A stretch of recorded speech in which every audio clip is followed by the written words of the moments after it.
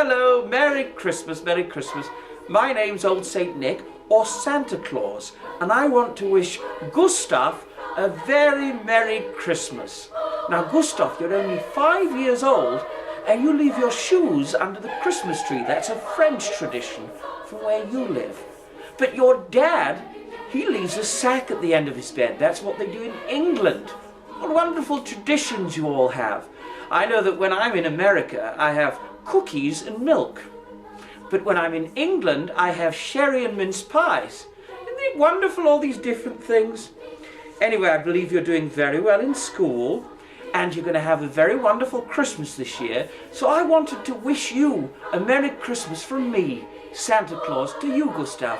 Have a wonderful time, and a Merry Christmas and a Happy New Year to you and your family.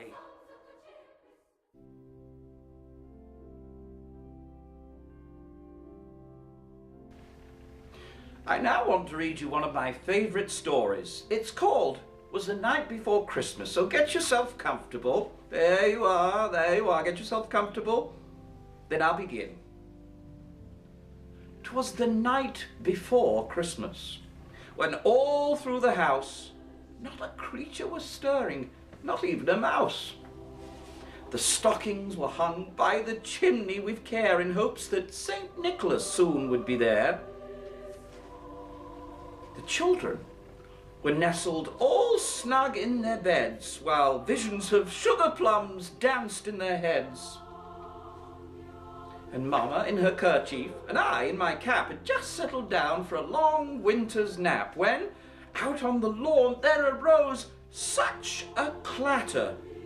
I sprang from my bed to see what was the matter. Away to the window I flew like a flash, tore open the shutters and threw up the sash. The moon on the breast of the new fallen snow gave a lustre of midday to objects below, when what to my wondering eyes should appear but a miniature sleigh and 8 tiny reindeer, with a little old driver so lively and quick, I knew in a moment it must be Saint Nick. More rapid than eagles his coursers they came, and he whistled and he shouted and called them by name. Now Dasher, now Dancer, now Prancer and Vixen, on Comet, on Cupid, on Donder and Blitzen, to the top of the porch, to the top of the wall. Now dash away all.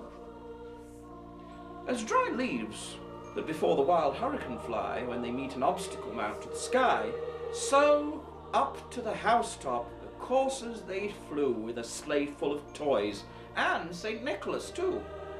And then, in a twinkling, I heard on the roof the prancing and pawing of each little hoof. As I drew in my head and was turning around, down the chimney St. Nicholas came with a bound. He was dressed all in fur from his head to his foot, and his clothes were all tarnished with ashes and soot. A bundle of toys he had flung on his back, and he looked like a peddler just opening his pack. His eyes, how they twinkled, his dimples, how merry. His cheeks were like roses, his nose like a cherry. His droll little mouth was drawn up like a bow, and the beard on his chin was as white as the snow. The stump of a pipe he held tight in his teeth, and the smoke had encircled his head like a wreath. He had a broad face and a little round belly that shook when he laughed, like a bowl full of jelly. He was chubby and plump, a right jolly old elf, and I laughed when I saw him in spite of myself. A wink of his eye and a twist of his head soon gave me to know I had nothing to dread.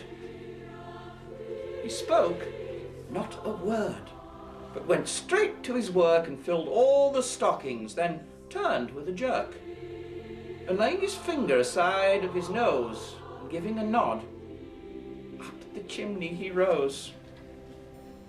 He sprang to his sleigh, to his team gave a whistle, and away they all flew like the down of a thistle.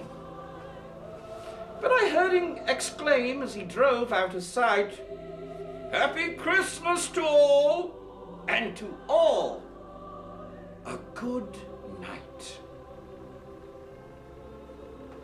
Now you get yourself off to bed now. Merry Christmas! Merry Christmas. Good night.